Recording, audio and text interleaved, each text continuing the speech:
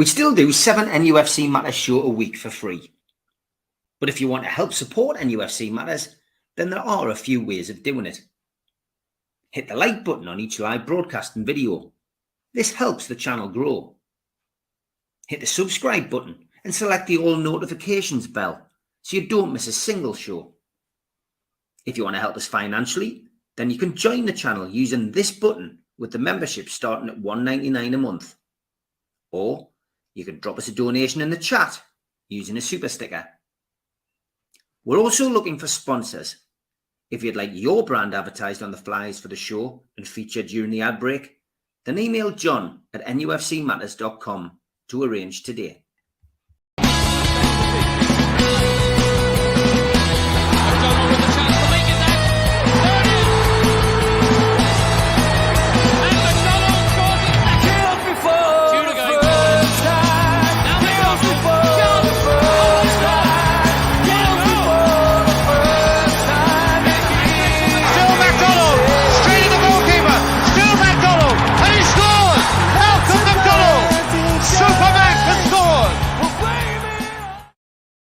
Good evening, welcome to nufc Matters with me, Steve Wraith. Supermac and Gibbo join me on a Thursday, and here they are. How are you, lads?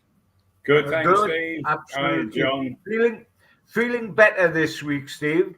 I thought you might, John. I had a little feeling you might. Victory, And my little trick last week of reverse psychology worked like a treat. So I've predicted. Is that what you're claiming, Steve? You didn't really mean it. Yeah. It was reverse psychology. So I'm getting this week's prediction out the way. Chelsea 5, Newcastle 0 this weekend is my prediction. And I'm going to jump ahead as well. Newcastle 0, Manchester City 5 in the FA Cup, John. So just getting them in early. Well, I think you've done very wise to do that, because that does give you half a chance. If only it was that simple, lads. If only it was that simple. Malcolm, we know why Newcastle won last week and convincingly 3-0 at St James's Park. It was because there was a distinct change. They played a lot better, went back to what we know they can do, and some good performances last week, Mal. Yes, there were, and I felt that there was a quite different attitude in the opposing penalty area. People were really looking to get their efforts in, and funnily enough, watching Wolves, they were a bit, as Newcastle have been in previous weeks, just a little bit too timid to just have a shot at goal, and I thought some of the football that Newcastle played was really good. Some of the football that Wolves played was really good as well. They just didn't have a finish about them, not a finish at all. And so I felt very comfortable all the way through that 90 minutes, and I haven't been that for a long time in a game. Who was the standout player for you last week, Mal? The standout player, I'm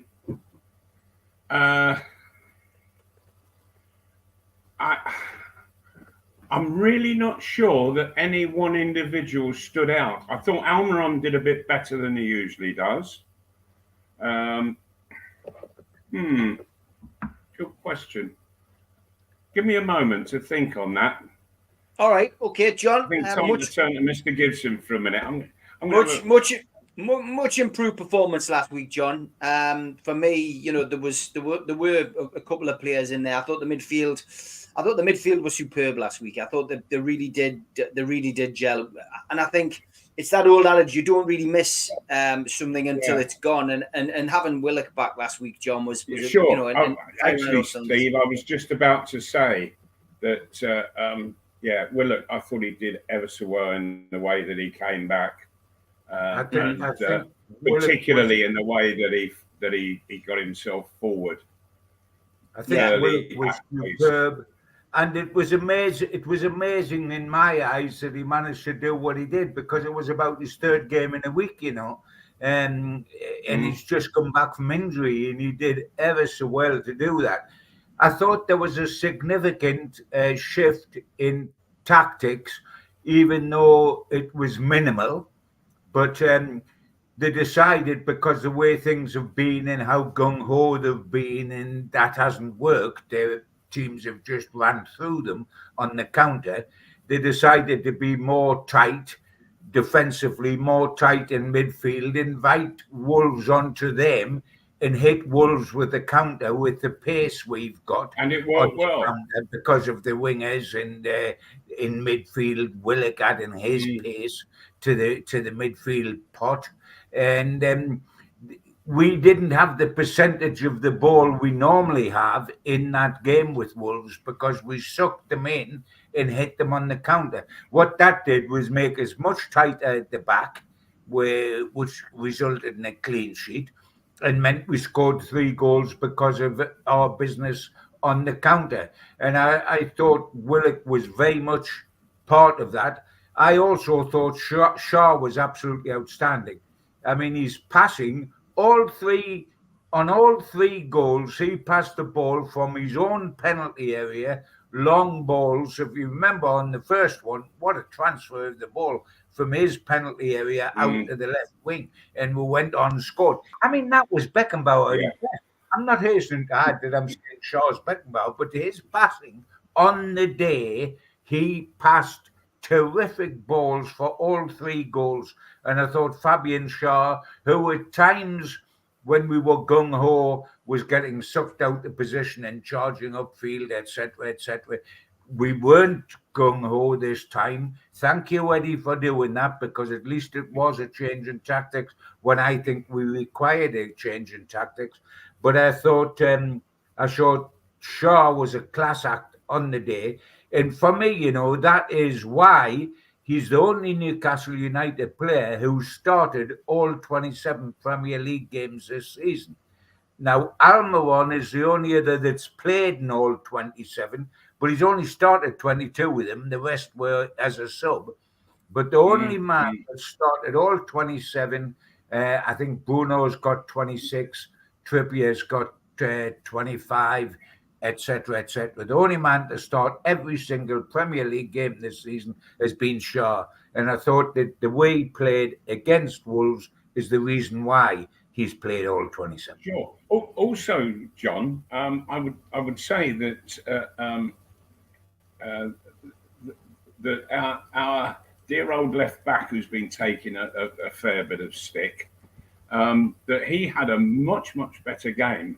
But surprisingly, for some reason, Wolves, there'd been sort of stories all week about the problems that Dan Burn was going to face against the Wolves 7. And the 7 hardly played outside right. It was the 22 who was getting out then more. And the 7 was dropping back almost into midfield. And I was grateful for the performance Neto produced, because we already had the South Korean boy up front, the top goal scorer out. Yes. Neto, with hindsight, I was sitting with you, Malcolm, and I was wondering what Neto was doing the first half. But so was I. Where was he going, for heaven's sake?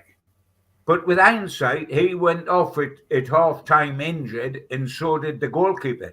So he's got to have been carrying from to go off at half-time injured when he's the best player, and you hardly saw him in that first half. So I think was the keeper injured, John? There. Sorry, was the keeper actually injured? Yes, I thought it was a stinker in the first half. He collided with the goalpost, didn't he? Yeah, he did at one stage, and yes, it was confirmed by the manager after the game, that the Wolves manager O'Neill, that both Neto and the goalkeeper Shaw were off at half-time because of injuries. And because there was a couple of people thinking that he might have gone off because of the mess he made on our second goal when the ball was crossed, and he sort of collided with his own player and the ball ran loose for Gordon. But he had collided with the post, as Steve says, and he did go off injured, and so did Neto. So I think the fact that Neto didn't play right against Burn was a great plus for Burn and a great plus for us. But I also think what helped Dan, and yes, I take the point Malcolm said that he was much better. you know what? I think when you put Willock in front of him with his willingness to run back as well as run forward, because he's very mobile, it's a body in front of Byrne that stops things happening. Gordon is a fabulous player, and isn't he the goal scorer supreme with Isaac for us this season? But he doesn't track back as well as Willock does, and Willock going into that position instead of Miley in the shuttle round of the midfield, I just think helped Byrne a little as well. Okay, lots of questions coming in. This is your show, so we do like to let you ask the questions to Malcolm and John. If you've got any, get them in, and we'll try to get through as many as we can. Roy Watson, he says, question for John, if he can help. My first game in the early 1970s was a midweek game against Stoke. I was hoping to see Gordon Banks, but he was injured, and Farmer played. It was midweek, ended 0-0, but I can't find the date. So, John, I don't know whether you want to scribble that down on your notepad and maybe come back with that one next week, because I know you've got a great memory and I know you've got everything written down, but you'd need to probably run upstairs to get your little black books out to find that one. I would. Would you mind making a note of that, John, and seeing if you can find out, what date it was? Absolutely, I will, and I'm certain that I will be able to find it out. I'll probably bore the family sitting with me little notebook on my knee for an hour, going through it until I find the Stoke match. But I can't remember too many notes either. They don't sort of stick out in my mind where I can leap forward like Newcastle 4, Arsenal 4, and things of that nature. But yes, I'll have a look for that one. All right. Somebody wanting the date of it,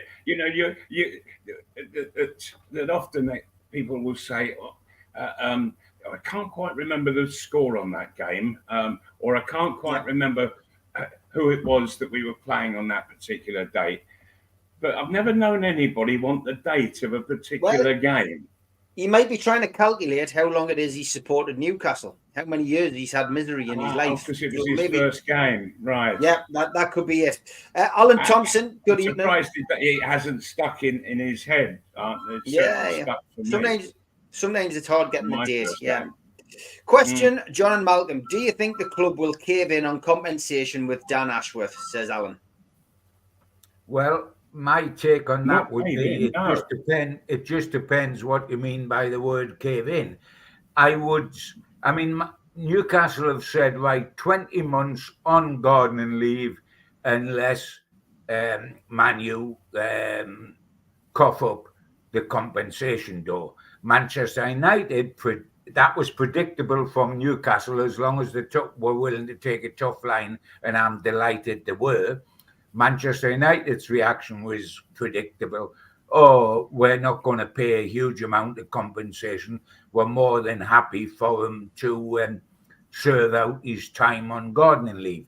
I don't think either will happen in the long run, because it very rarely does happen. You sell a house, you put a price on it, and you take slightly beneath that price. That's the way life is.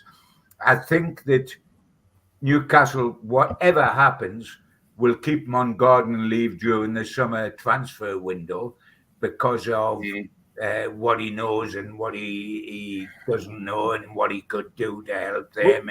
Will they, though, John, keep him on gardening leave even if they appoint somebody to do his job?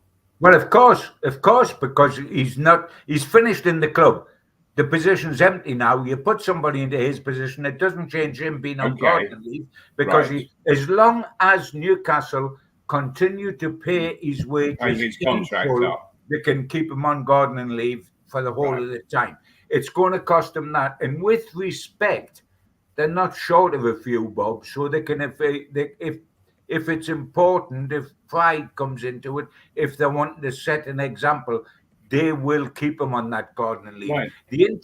What I think will happen is that he will be on gardening leave for this summer, but eventually Manchester United will have to come to the table. if Jim Ratcliffe's in charge, he doesn't want to make an appointment where it's a year and a half before the guy takes up the post, for goodness sake. You've got to try to shorten that. They will come together and a compromise figure will be paid by Manchester United. And it will not be the figure Newcastle are asking now. But again, he'll have served X number of months on gardening leave before he goes, so that figure would be reduced anyway.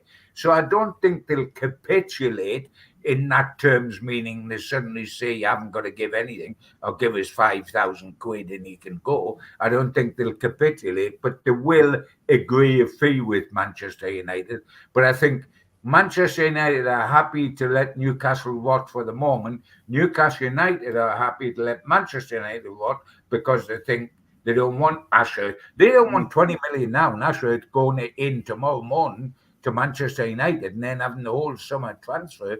Manchester United are rivals of ours for next season. They don't want that. Absolutely. Right. But what I was going to say, John, was that the football director of Bournemouth, I believe, has left, who Eddie Howe has worked with, although it's fancied that he might well go to Liverpool. But I just wonder whether Newcastle / Eddie Howe will step in and look to bring somebody in that he knows and has worked with.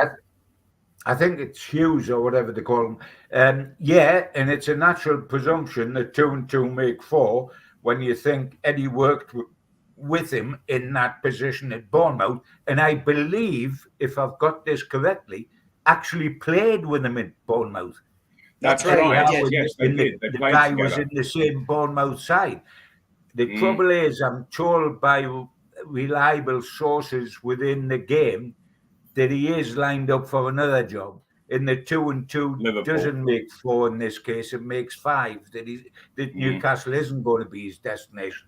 But there again, if they suddenly come in with big bucks and Howe wants it, and that perhaps they can scupper the other move. Short term, but yes, he's more likely to go to Liverpool at the moment. But the position is totally open for the position's totally open for them to be able to appoint now. They don't have to wait until Ashworth's gone to appoint a successor. Right. He's effectively gone now, as long as they continue to pay his money. So they can move somebody into the job tomorrow morning and nothing changes with Ashworth. Okay, but they will get pretty well compensated, I think, for Dan Ashworth running into millions, quite possibly, and so that could certainly be used as a tempter with the guy who's just left Bournemouth. Yeah. Mike Stewart says, what worries me is Dan Ashworth sees Man U as a better project, maybe. And if so, what do the panel think about that? I don't think it's a case of him seeing it as a bigger or better project. I think it's a bigger or better paycheck. I might be completely wrong, of course, lads. I mean, look, Manchester United worldwide are a bigger brand than Newcastle are at the moment. Some would say a bigger club, but for me, with the right investment and Newcastle, Sure. And also, Steve, he's big mates with one of Brailsford guys that he's coming Brailsford. Yeah, that's right. Yeah. He is. Yeah, big mate. I think there's two or three things I think there's 2 or 3 things Mal comes into this. One is that very close friendship with the guy who's going to be running Manchester United on behalf of Jim Ratcliffe. He's going to be the hands-on daily guy. He's his best mate. So effectively, he's going to get quite a free ride under his best mate, isn't he? He's going to be given a wide canvas to almost do what he likes on it. Sure. It is a fact that if you're not a Geordie, etc., that Manchester United remain this biggest club in the world business. No, I don't believe they are, but compared with Real Madrid or the old Barcelona or the new Man City. but that's their reputation. That sends people go, that makes them think they're on the ultimate trampoline. But also, I feel that Dan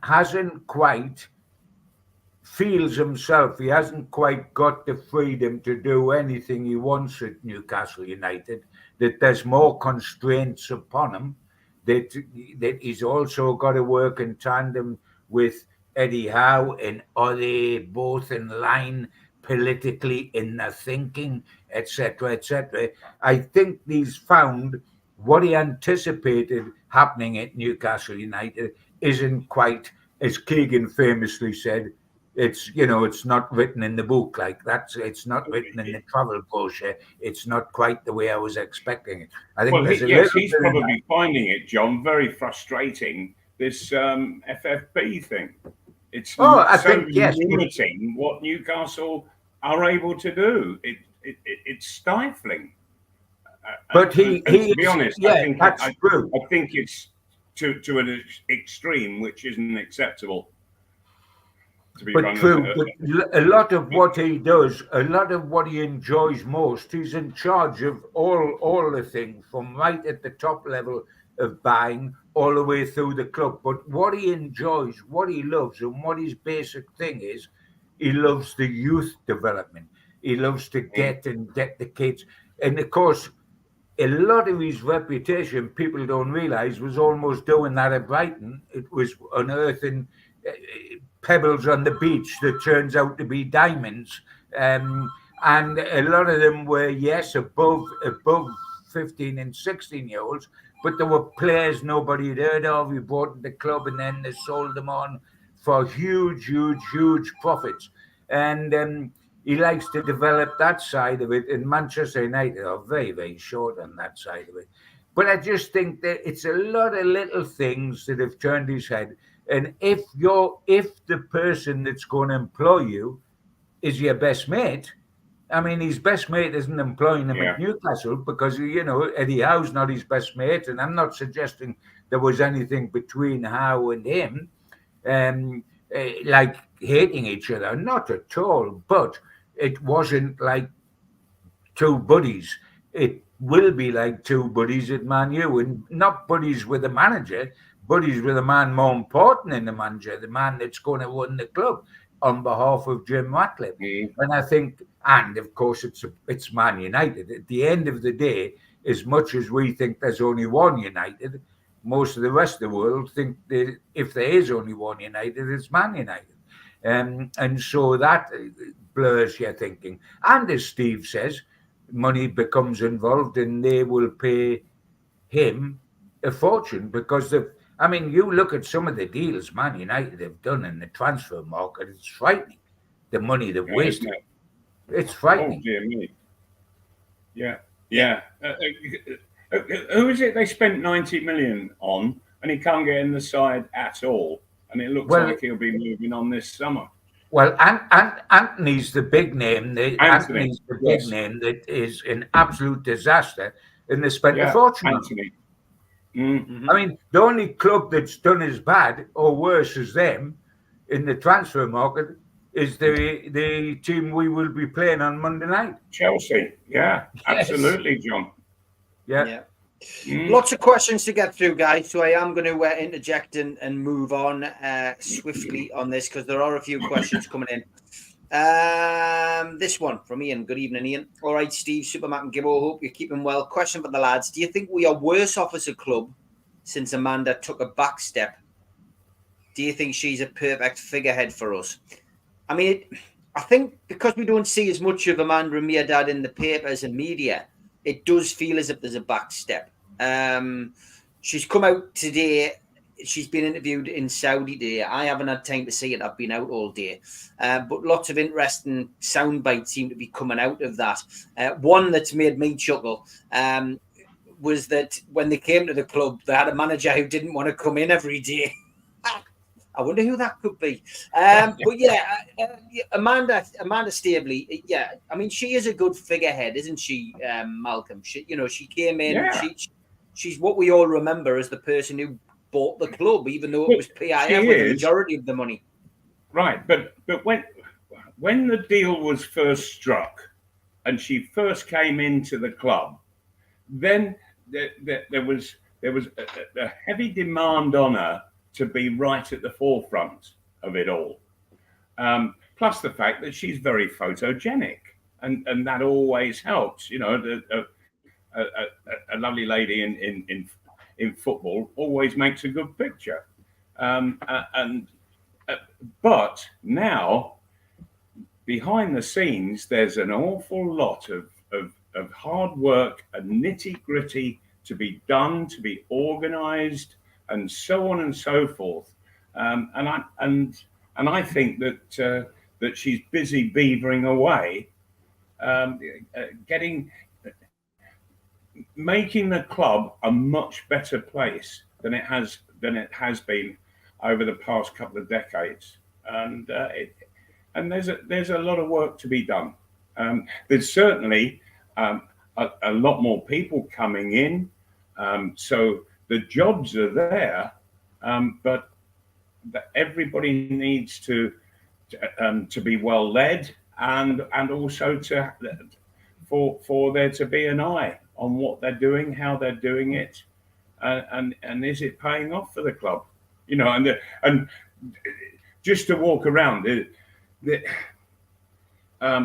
the whole atmosphere is so different. When you talk to the people who do work there, their whole attitude is so much different now to what it was some 2 or 3 years back under Ashley.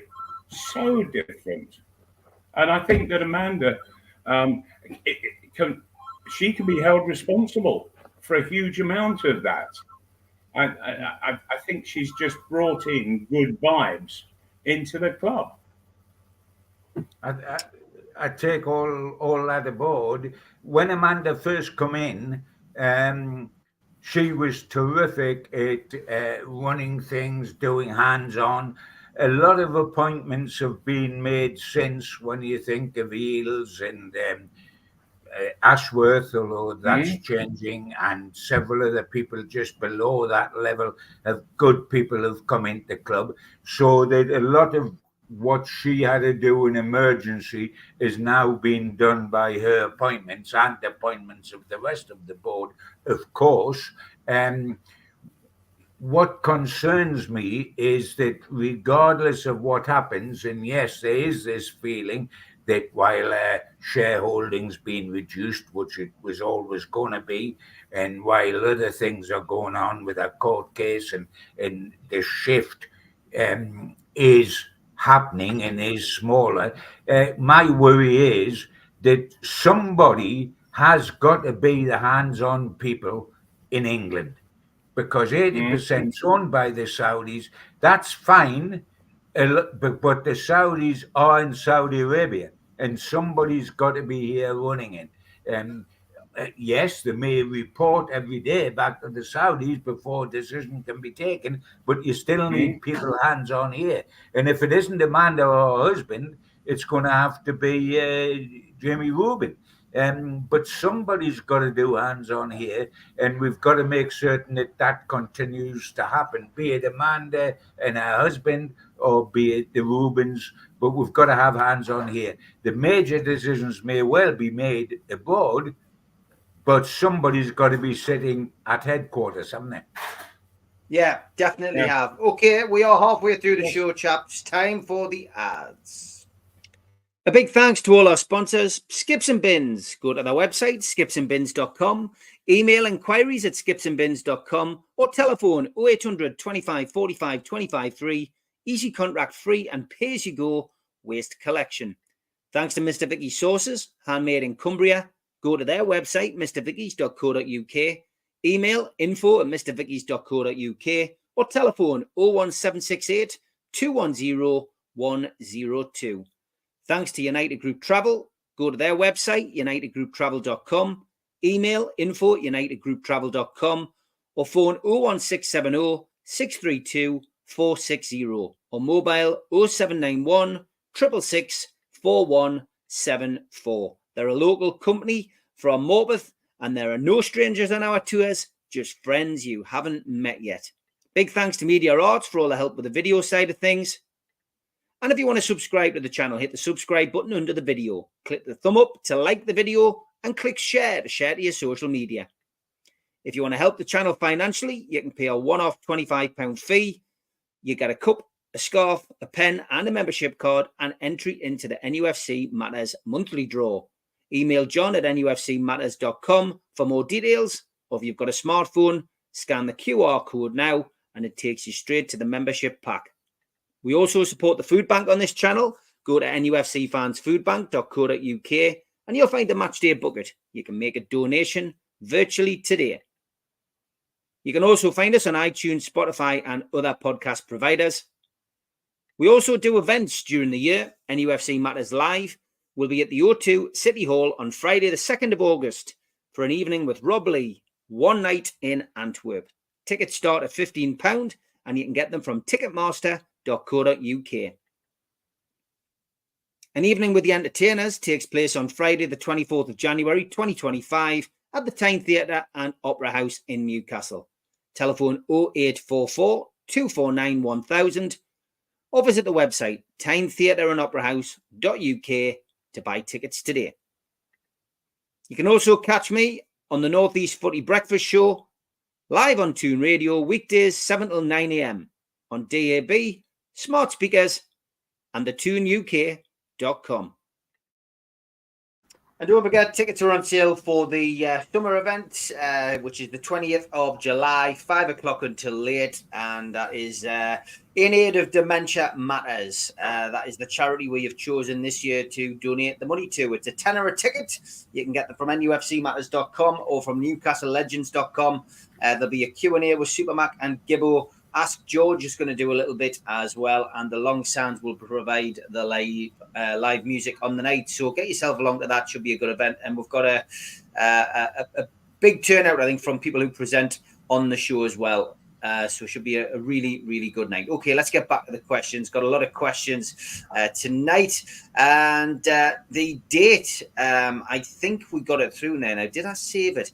Somebody said, I think it was the 8th of October, 1972, but I haven't saved it in the chat. So somebody wants to send it. We've got the date, I think. No, it was late May. It was 8th of May, I think. Yeah, so you played in the game. The end of the season, Steve. Yeah, so you played in the game. So there we go. We got an answer. Hopefully the guy who asked the question got the answer as well.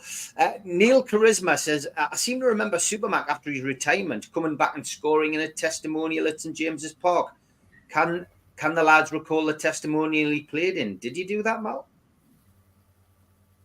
I really don't know. Testimonials aren't exactly what's sticking you.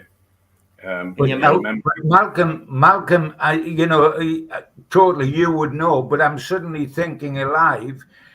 After you retired, such was your injury, I don't know that you could have even played in a testimonial after with your knee situation. Did you play in any testimonials, Malcolm? I might have gone and done a half, John, but it would have been a very gingerish one, I can assure you.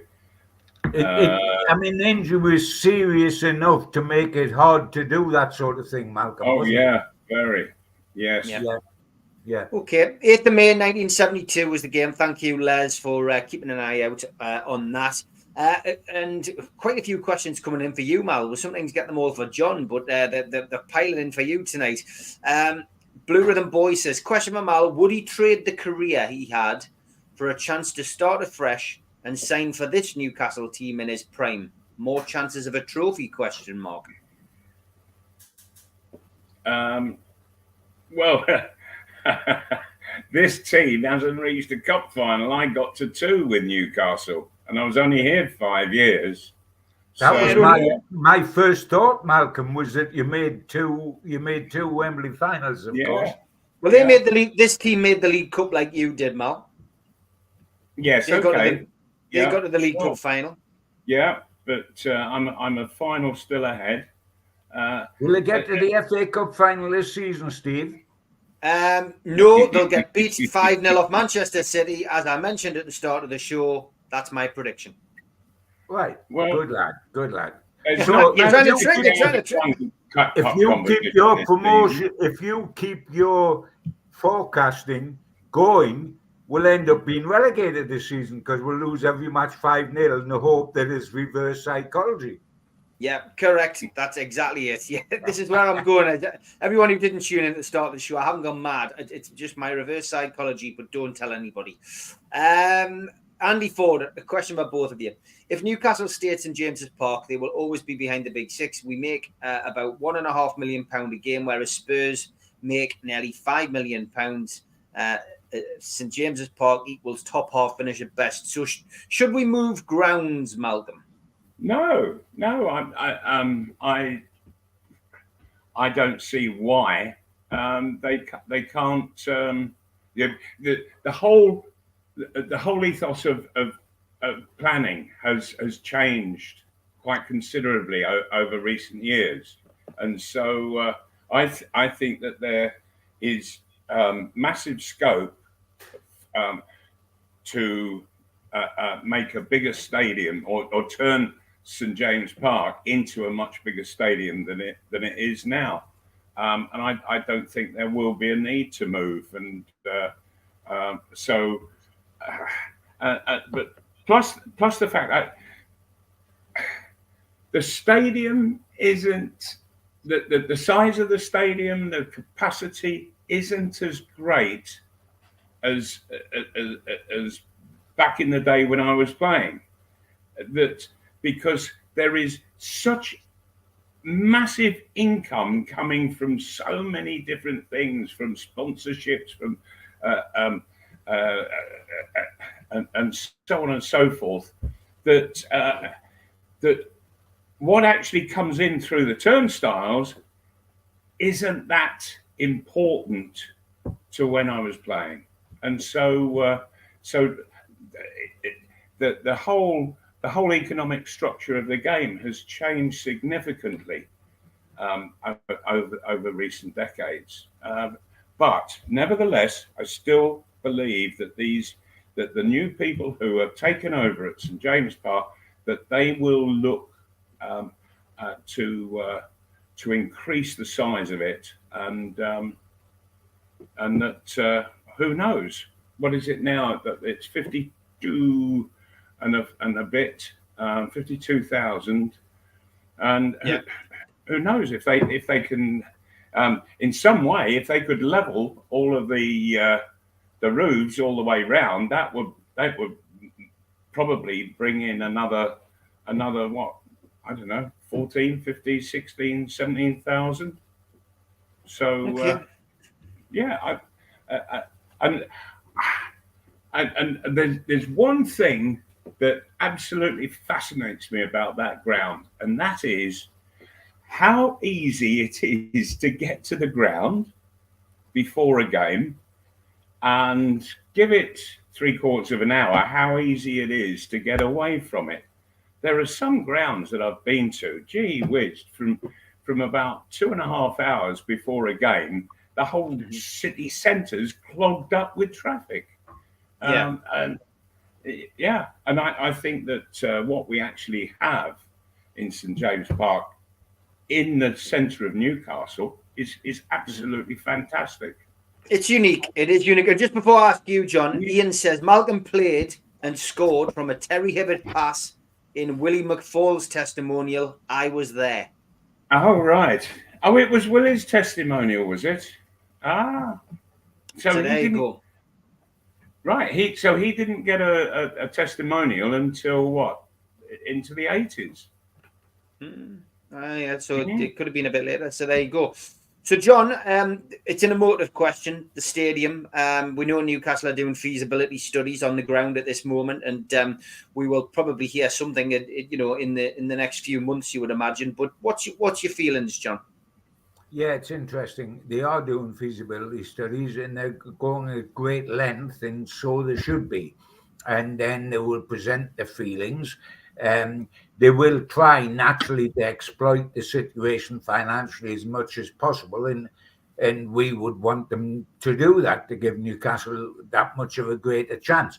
They are very aware of the fact that there's 130 years of St James's Park, and you don't turn your back on that easily, and fans wouldn't particularly want Newcastle to do that. They're also aware that it's a unique setting right in the city centre, up on a hill, standing there, as Bobby Robson said, like a cathedral. But all that has got to fit current plans. I can't say too much about some of them because I'm party to a couple of things that are happening, and it would do no help to reveal them at this stage. It would probably hinder. But there is a stage where they're looking at how you stay where you are and you maximize what you can do. And there's some quite revolutionary things about building upwards and slightly outwards as well. We know Newcastle have had the limitations of listed buildings around the ground that theoretically restrict certain things from happening. There are technically ways around that to a certain extent, and I certainly think they can get up to 68, 70,000 if these plans go according to the way they would like them to go at St. James's, and that would be a significant difference from 52. And if you use the situation with extra rooms, conference rooms, and rooms on match days for people to spend time, have meals, and exploit it that way as well, I think there's a distinct possibility that we can almost have our cake and eat it, which is vitally improve the number of fans in the game and the revenue, exploiting other things behind the scenes, and still be able to stay where we are. If that's possible, I desperately want to stay where I am because I'm an old traditionalist, and I think we've got something very special with a ground that's 130 years old, situated exactly where it is situated. Yeah, and as you were talking, John, my mind just it travelled back to when I was playing, and if you remember rightly, the football authorities, the Football League, and in particular, they were absolutely scared stiff that television was going to reduce crowds to next to nothing, and the more television that we put on now, the bigger the crowds get. And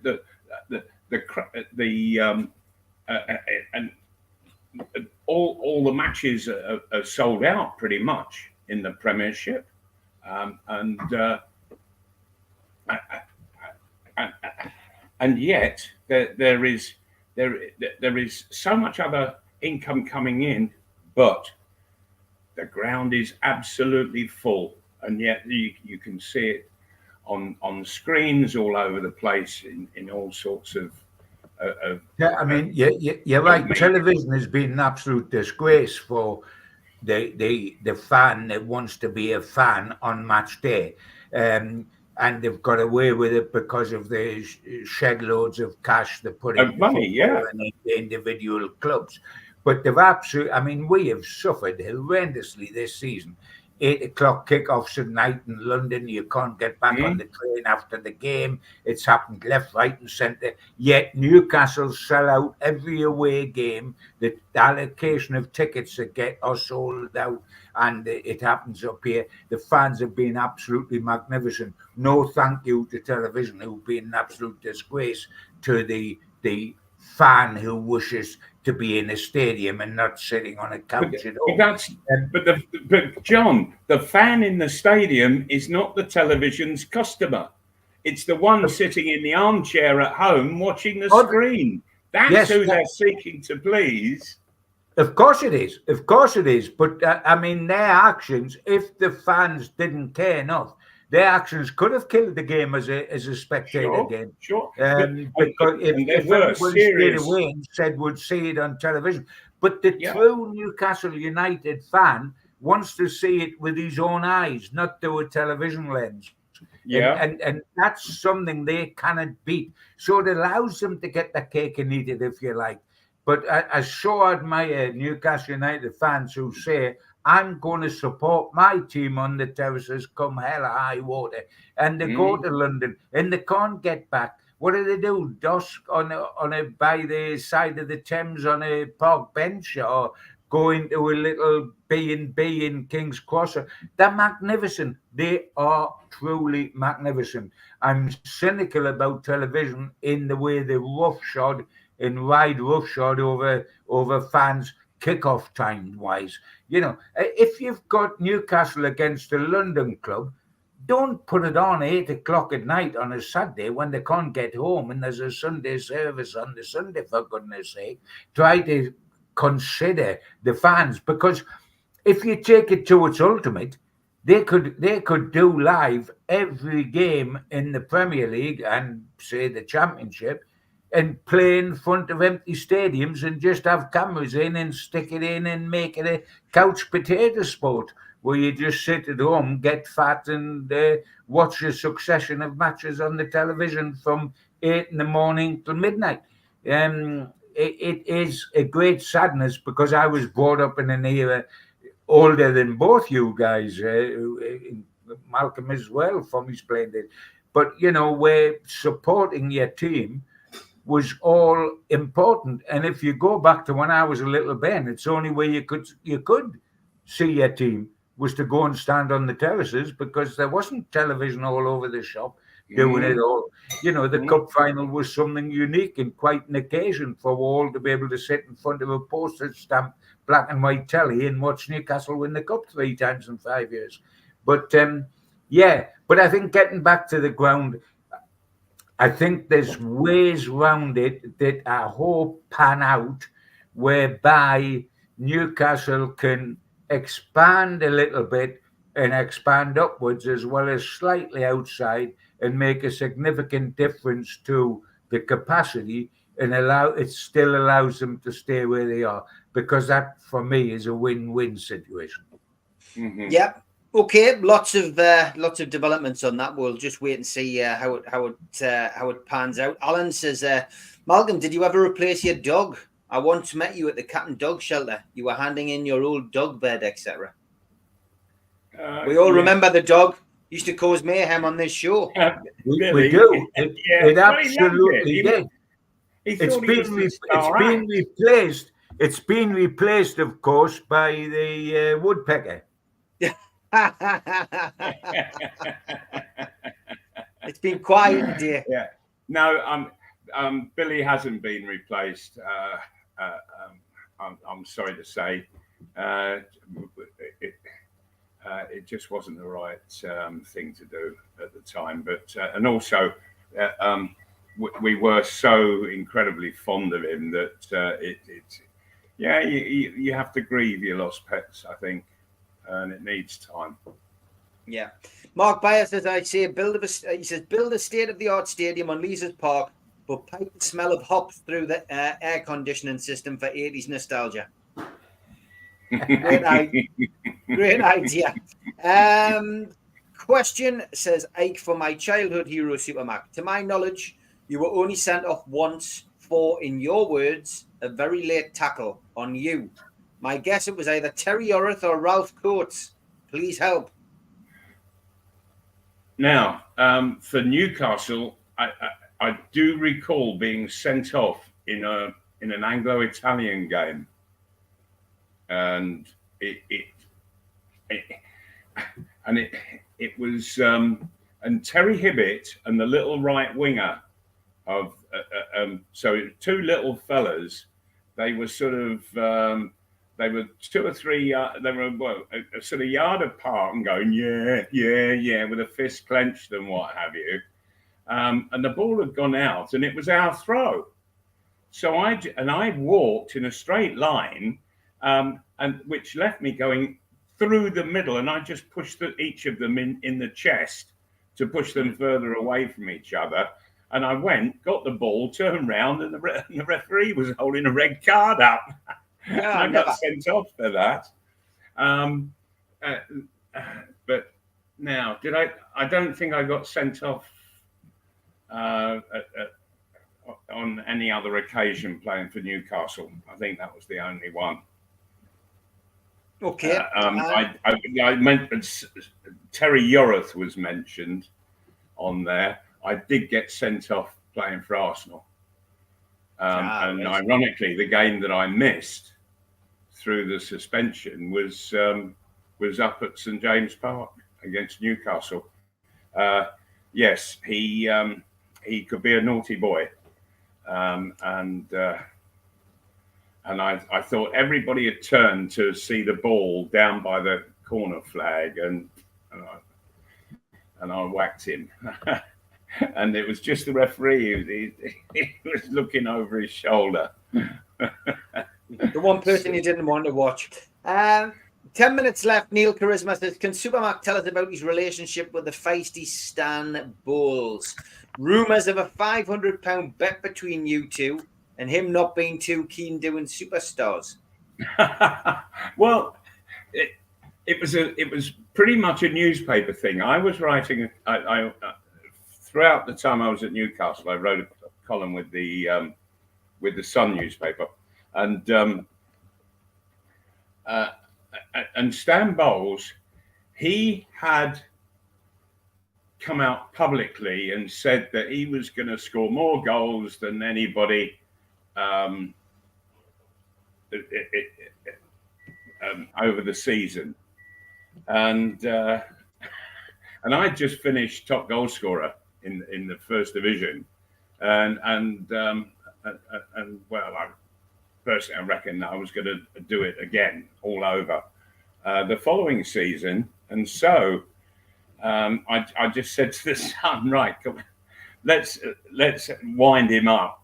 And so, yeah, we threw the challenge at him, and we said that I'd stick 500 quid on an even money bet, that I would score more league goals than him over the season. He turned the bet down. He didn't take it on. Brilliant. And that's something for him to turn the bet down, Malcolm, isn't it? Absolutely. Oh yes, yeah. He, I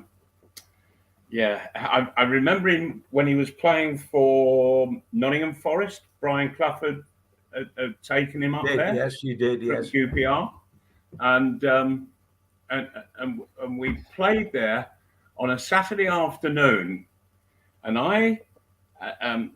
and at the time I owned a leg of a greyhound. It was a hurdler, and he was an old, experienced dog.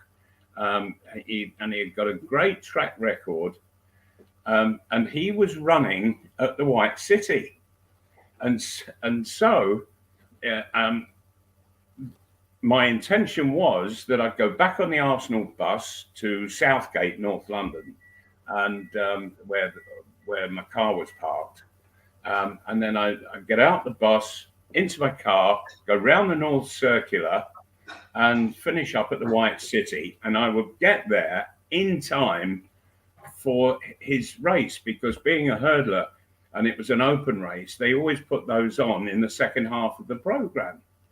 And so I was just going there purely and simply to see my dog run, and the other three guys that owned a part of him, they were already there.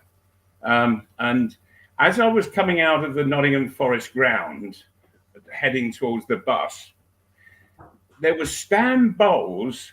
He was coming out as well, and he got into a taxi, and I heard him say to the taxi driver, "White City."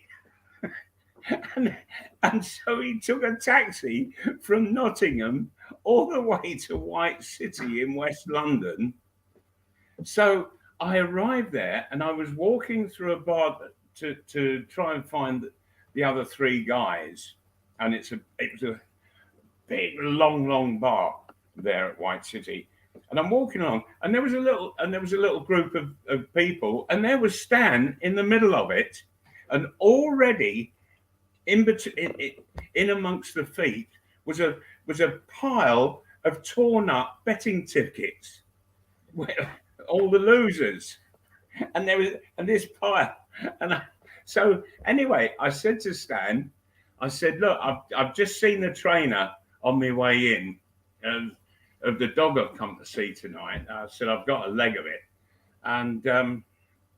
And so he reckons that he's a really good bet tonight. I said, you should get at least 3-1, if not better. And so he quickly looked in his program and he went, ain't got a chance. So I went, found my 3 mates, and we all had a chat and a beer, and I then we all went to have a bet on our dog, and we all sort of split up to go to different bookies to find the best odds, and I was able to find 3.5-1, 7-2, instead of the 3-1, and so I had a good old bet on that, and that was just my one bet of the night. Because I'm not a real gambler at all, and this was purely in the fact that I had the interest in this dog. And anyway, his name was Salerno, after the Italian town in Sicily. And so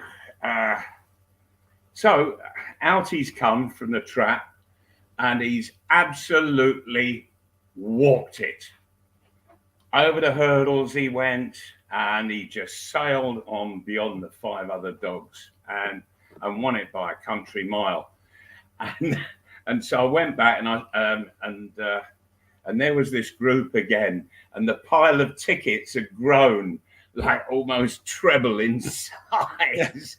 And I looked at the pile, and I said, and I then looked at Stan, and I said, I guess you didn't do it then, Stan. And he just went, oh, F off, will you? Yeah. And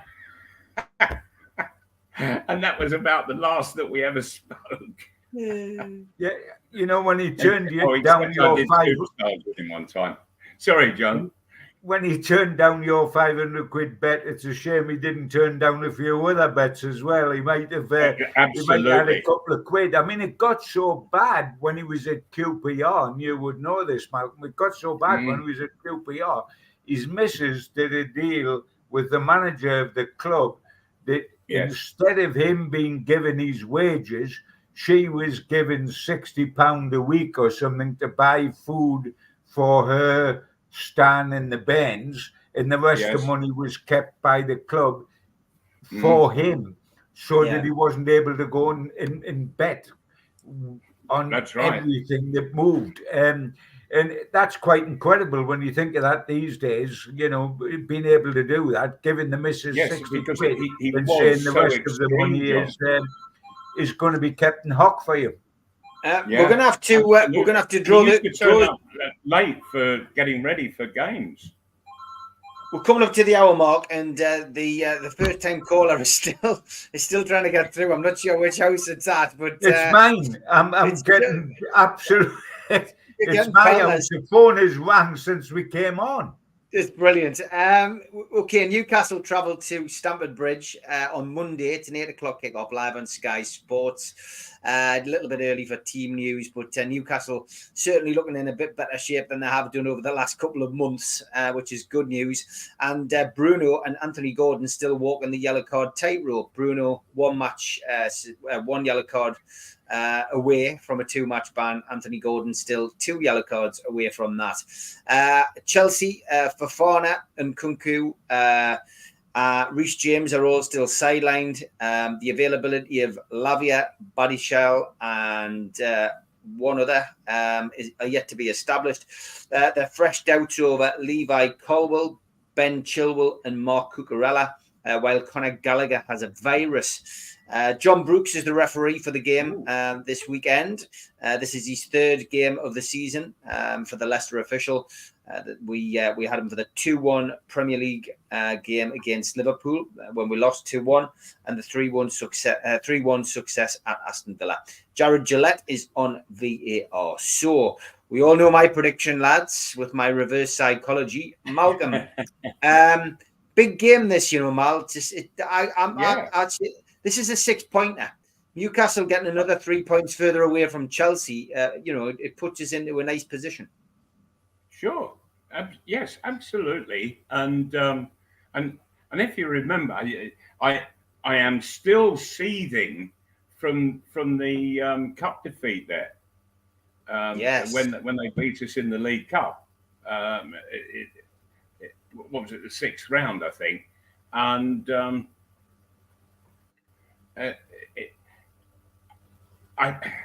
it was so unprofessional of Newcastle, and I keep hoping that they will learn by these stupid mistakes that they've been making over the season.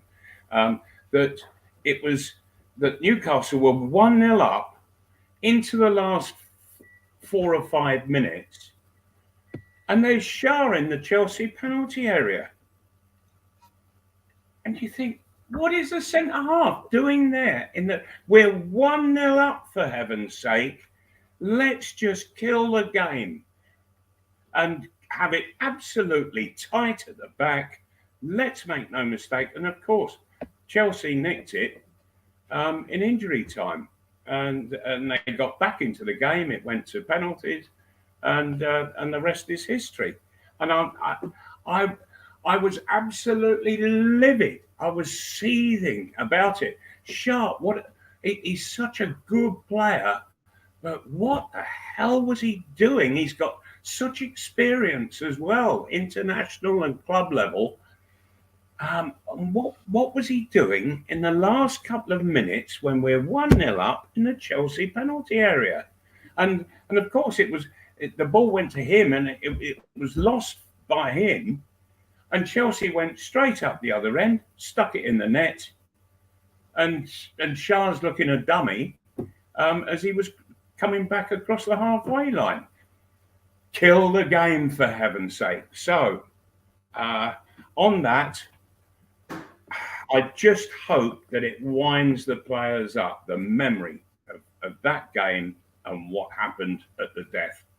So I'm going to take Newcastle to beat them, and I'm pleased to hear about. I'm sorry for the lad that he's got. Did you say Gallagher has got a virus? Yeah. He's really come on song at the moment. So I'm pleased that he'll be missing. And I'm going to take us to nick the game. I think it'll go 2-1. Okay, 2-1 from Mal. John, over to you. Yeah, it is an absolutely important game for both clubs. There's no question about that. We need to build on the 3-0 that we got against Wolves. Our away form recently, if you take out the Arsenal debacle, has been good. I think we won 4 out of 5 if you count winning at Blackburn when it was a draw after extra time, but we won on penalties. Then our away form has been excellent. But I mean, everybody needs it here. The 2 managers need it. Eddie needs it, and Posh needs it. The new owners need it. We need it to keep going and perhaps have a good end to the season. They need it desperately because things are going pear-shaped. What we've got to try to take advantage of is that when they drew at Brentford in what is a London derby, as Malway shows me it is with Brentford. In the last game, their fans turned on both the owner and the manager, the Chelsea fans, and really got nasty against both. Now, when they're at home, you can say that's an advantage, but if things don't go well from the start, the crowd's much larger, the Chelsea part of the crowd, and so they could really get at them and turn it very, very nastily. I think it's balanced on a knife edge, the game. I would love to see Newcastle complete the double because we beat them 4-1 comfortably up here. I think it'll be much more difficult to complete the double on their ground. And I am about revenge because of what happened in the League Cup. Team-wise, I think will be possibly only, unless there's an injury to be revealed tomorrow by Eddie Howe, who reveals absolutely nothing at these press conferences, then the only change likely is Livramento for Trippier, who's injured, and that doesn't weaken the side at all because Livramento come on, played right back at the death against Wolves and ran half the length of the field and scored a super goal. So that's not going to make us any more weak. I am bringing apprehension to the table because I've just got a feeling it's going to be tight. It's going to be difficult. It's going to be nervy. We wanted the way form was before we beat Wolves was very iffy, very iffy. We changed the thing against Wolves, but will it stay that way? I'm going for a draw. Okay, there we go. We got through another show. We went into extra time, but as always, we got some great answers and some great questions from you all watching. Lads, been an absolute pleasure as always. Look forward to seeing you next week, and let's hope your predictions are right and mine is wrong. Take care, lads. Have a good weekend, everybody. All the best, boys. All the best.